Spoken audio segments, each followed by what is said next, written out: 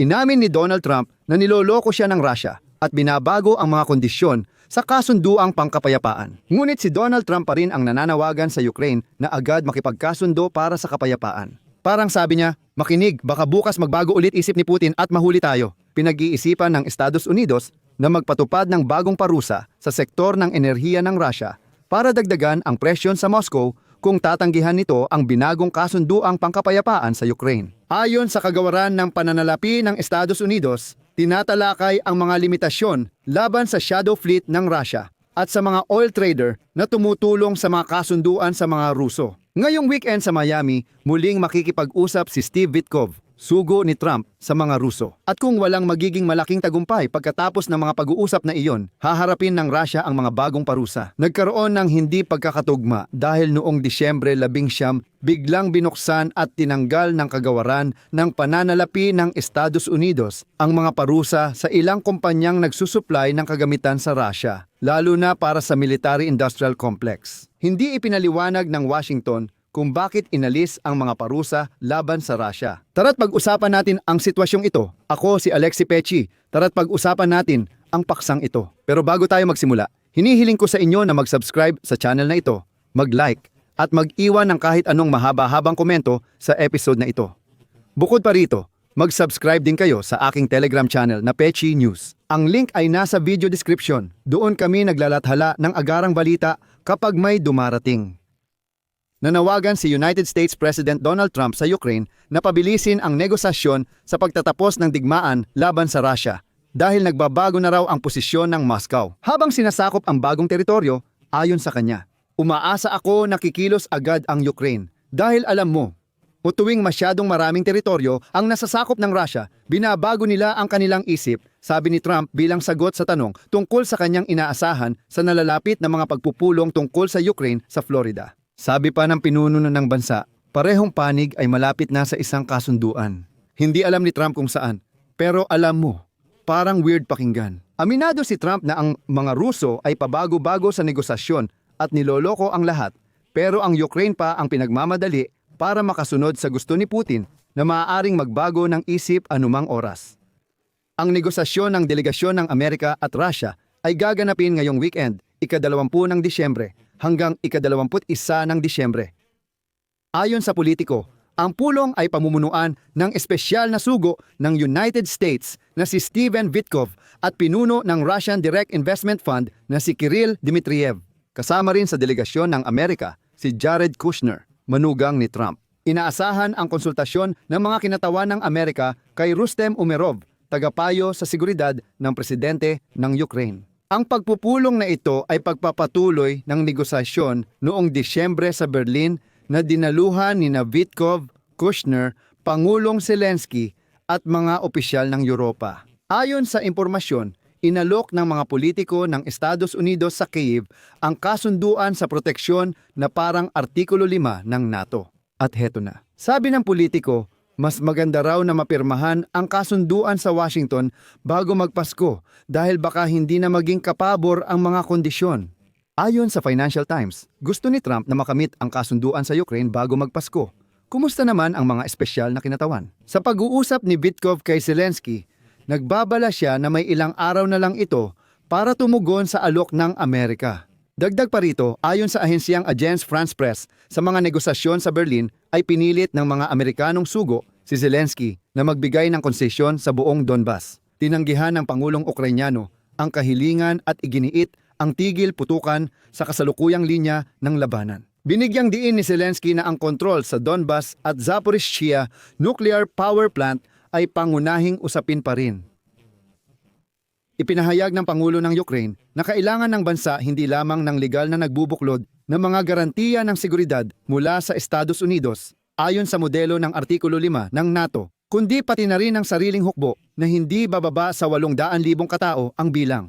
Binigyang diin ni Zelensky na inaasahan niyang magbigay ng malinaw na paliwanag ang Washington tungkol sa gagawin ng Estados Unidos kung muling aatake ang Russia. Noong Disyembre 17, sinabi ni Vladimir Putin na kung tatanggi ang Ukraine sa negosasyon, gagamitin ng Russia ang lakas militar para palayain ang kanilang makasaysayang lupain. Ngayong araw, sa direktang linya, Sinabi ni Putin na nangangati na ang kanyang mga kamay at nais pa niyang ipagpatuloy ang laban sa Ukraine. At dito, tila nagkaroon ng sinag ng pag-asa na ang White House ay magpapalakas ng presyon kay Putin at hindi sa Ukraine.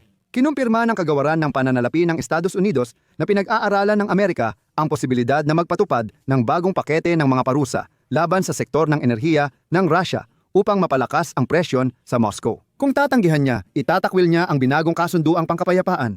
Pinag-uusapan ang mga limitasyon sa shadow fleet ng Russia at mga oil trader na tumutulong sa mga kasunduan. Tinalakay ni kalihim ng pananalapi ng United States na si Scott Bessent ang mga planong ito ngayong linggo sa pagpupulong kasama ang mga embahador ng Europa. Maaaring iharap ng United States ang bagong parusa agad matapos ang negosasyon sa mga Ruso sa katapusan ng linggo kung hindi sila papayag sa kasunduan. Tulad ng dati, ayon sa kanila, si Pangulong Donald Trump pa rin ang may pinal na desisyon. Kamakailan, 4 na Amerikanong senador mula sa Republikano at Demokratiko ang nagsumite ng bipartisan na panukalang batas sa Senado na nagpapataw ng parusa sa pagbili o pagtulong sa pag-angkat ng langis at produktong petrolyo mula Russia.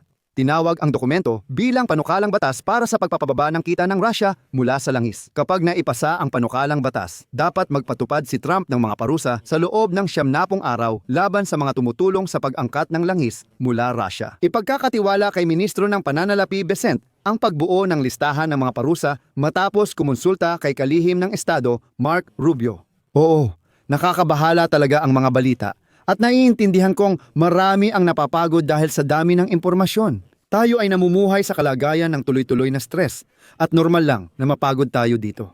Sa totoo lang, kung nararamdaman mong nasa sukdulan ka na parang naubos na ang iyong lakas at wala nang nagpapasaya sa'yo, may mga rekomendasyon ako para sa'yo. Ito ang YouTube channel ni Babir Apsay. Channel ito ng mahusay na psychologist na si Babir Apsay na simple lang magpaliwanag gamit ang mga balita araw-araw para linawin ang mahihirap na prosesong psikolohikal at ipaliwanag ang nangyayari sa atin. May inilabas nga siyang napakagandang episode tungkol sa kung bakit tayo nakakaramdam ng pagod kahit wala namang trabaho at kung paano natin ito malalampasan. Makikita ang YouTube channel link ni Babir Apsay sa video description. Bisitahin at mag-subscribe kayo, panoorin ang mga bagong episode dahil sobrang kapaki-pakinabang at nakakatulong ang mga ito. Alam mo, para maayos ang pag-iisip, sige, magpapatuloy tayo. Pero mukhang nawala na ang pag-asa sa totoong mga parusa ngayong araw. Dahil ang parehong kagawaran ng pananalapi ng Estados Unidos ay nagtanggal pa nga ng ilang mga parusa laban sa Russia. Inalis ng kagawaran ng pananalapi ng Estados Unidos ang ilang parusa sa mga kumpanyang nagsusupply ng kagamitan sa Russia, lalo na sa military-industrial complex. Kasama sa listahan ang Welles International Limited mula Cyprus at ang may-ari nitong si Dmitry Bugayenko, ang subsidiary ng investment firm na matatagpuan sa Moscow.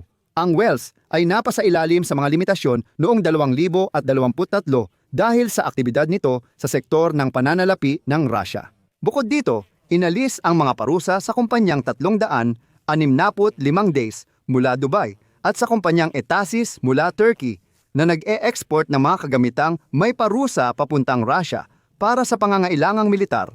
Gayon din, inalis na ang mga limitasyon sa Finnish na kumpanya na High-Tech Canesta at sa direktor nitong si Evgenia Drimova na nagsusupply ng optoelectronic na kagamitang may parusa sa Russia. Isa pang kumpanyang Turkish, ang CPS ay nagsupply ng mga makinang Aleman at Amerikano sa isang Russian na defense contractor na nasa ilalim din ng mga parusa ng United States.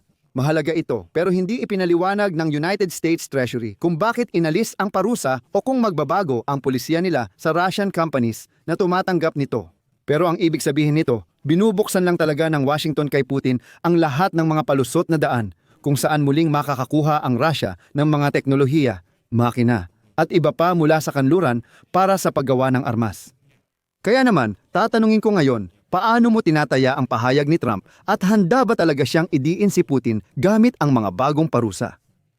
Mga kaibigan, kung naging kapaki-pakinabang sa inyo ang episode na ito, hinihiling ko ang inyong suporta sa YouTube channel na ito sa pamamagitan ng kahit anong donasyon o bayad na subscription gamit ang mga link at detalye sa description ng video na ito. Iyon lang po, ingatan ninyo ang inyong sarili. Paalam sa lahat.